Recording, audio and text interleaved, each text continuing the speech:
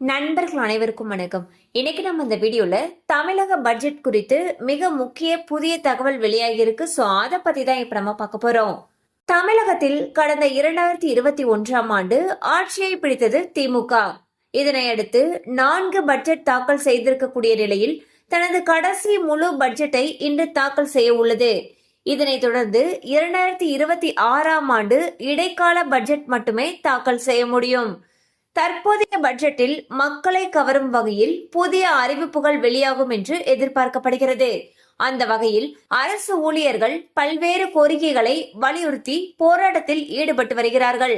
அதில் பழைய ஓய்வூதிய திட்டம் தொடர்பாக தமிழக அரசு குழு அமைத்திருக்கக்கூடிய நிலையில் சரண் விடுப்பு தொடர்பாக அறிவிப்பு வெளியாக வாய்ப்புள்ளது என்று தெரிகிறது.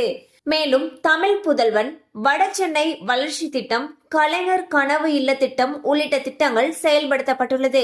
இதற்காக இந்த ஆண்டும் பல ஆயிரம் கோடி நிதி ஒதுக்க வேண்டிய நிலை உள்ளது.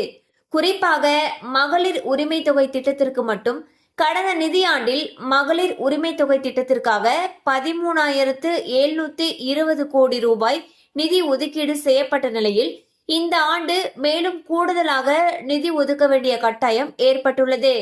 இந்நிலையில் 2026ஆம் ஆண்டு சட்டமன்ற தேர்தலுக்கு இன்னும் 10 மாதங்கள் மட்டுமே உள்ளதால் இந்த நிதிநிலை அறிக்கையில் புதிய திட்டங்கள் குறித்த அறிவிப்பு வெளியாகும் என்று எதிர்பார்க்கப்படுகிறது. ஆனால் மத்திய அரசிடமிருந்து தமிழகத்திற்கு தர வேண்டிய நிதியானது உரிய முறையில் கிடைக்காமல் உள்ளது. வெள்ள பேரிடர், கல்வி திட்டங்கள், ஜிஎஸ்டி உள்ளிட்டவைகளுக்கு மத்திய அரசிடமிருந்து நிதியை எதிர்பார்த்து காத்திருக்க வேண்டிய நிலை தமிழகத்துக்கு உள்ளது. எனவே புதிய திட்டங்களை அறிவிப்பதில் அரசுக்கு மிக பெரிய சவால் உள்ளது. இருப்பினும் தேர்தலை கருத்தில் கொண்டு இந்த நிதிநிலை அறிக்கையில் புதிய திட்டங்கள் குறித்த அறிவிப்புகள் அறிவிக்கப்படும் என்று எதிர்பார்க்கப்படுகிறது.